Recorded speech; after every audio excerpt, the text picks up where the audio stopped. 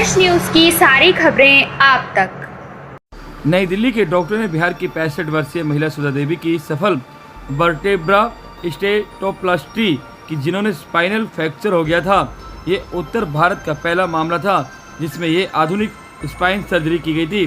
Doctor कौशल कांत मिश्रा ने media से बात करते हुए कहा कि जब बिहार की सुधा देवी हमारे पास आई तो 1.5 महीने पहले गिर गई थी और डर से काफ़ी परेशान रहती थी और मेडिकल प्रक्रियाओं की मदद से ये सर्जरी सिर्फ 25 मिनट कर दी थी, जो कि स्टेटोप्लास्टी एक क्रांतिकारी तकनीकी है जिसमें स्टे को वर्टेब्रल बॉडी के भीतर डालकर सीमेंट लगाया जाता है। वर्टेब्रल फ्रैक्चर के मामले में गंभीर दर्द होने पर यह बहुत ही प्रभाव और जल्द असर करने वाला उपचार है। ऐसे मामलों में परेशानी बढ़ती जाती है। आपको बता दें कि मरीज की काफ़ी कंडीशन खराब होती जा रही थी।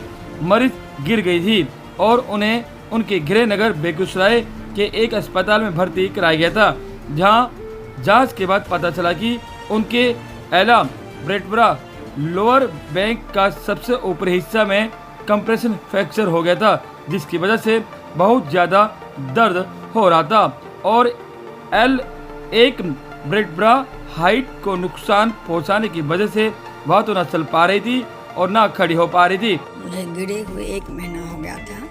तो जब मैं गिरी थी तो सिर्फ कमर बोल रही थी। तो मेरा कमर से नीचे का ही एक्सरे हुआ तो उसमें हुआ कि हड्डी टूटी हुई नहीं है। तो हम वहाँ पेन किलर, मस्कुलर पेन यही सब खाते रहे, लेकिन मुझे बहुत सुधार नहीं हुआ। तो फिर मेरा MRI हुआ तो उसमें आया कि रीढ़ की हड्डी L2 और L1 वाली हड्डी कंप्रेस्ड हो गई है, मतलब टूट गई है। वहाँ उन्होंने अनाउंस किया कि टूट गई। तब हम यहाँ डॉक्टर कौशल से ऑर्थोपेडिक्स का इलाज बहुत दिन से करते थे। अब इधर से हमको ज़रूरत नहीं थी, चूँकि इधर हम बिल्कुल ठीक थे। तो इधर जब गिरे तो मेरी बच्ची यहाँ रहती है, वो कही कि हम उनसे कांटेक्ट करते हैं तो पूछते हैं कि क्या इलाज हो सकता है। पहले आपने इसका इलाज कहाँ पे करवाया? डॉक्टर कौशल से ही करवाए थे। हम ऑर्थोपेडिक्स का इलाज किए थे। मेरी हड्डी बहुत कमज़ोर थी, तो इनके ट्रीटमेंट से मेरा ये सब जो होता है, ये सब दर्द था, घुटने का दर्द था। आज से 8-10 साल पहले हम इनसे दिखाए थे और वो सब मेरा ठीक हो गया। इन्होंने कुछ एक्सरसाइज बताया था, कुछ इंजेक्शन दिए थे, वो सब मेरा बिल्कुल ठीक हो गया। अभी फ़िलहाल हम गिर गए तो हम 1 महीने से बहुत पेन में थे। हम सीधे खड़े नहीं हो पाते थे, बैठ के खाना भी नहीं खा पाते थे। हम कहाँ पे चोट आई थी? हम तो फील कर रहे थे कि कमर में चोट आई है, यहाँ चोट आई है, हम तो यही फील कर रहे थे। लेकिन MRI में आया कि मेरी रीढ़ की हड्डी टूटी हुई है, तो हम यहाँ आए, इनसे कांटेक्ट किए, मैं वहाँ का MRI लाई। इलाज के बाद अब किस तरीके से आप महसूस करते हैं? एकदम हमको लगता ही नहीं कि हमको इतना कष्ट कभी हुआ। हाँ, महिला की सर्जरी की गई है, सब क्या? ये बिहार की एक 67 ईयर की लेडी हैं जो करीब 1.5 महीने पहले गिर गई थी घर पे, जिसकी वजह से उनके वर्टिब्रा में फ्रैक्चर हुआ।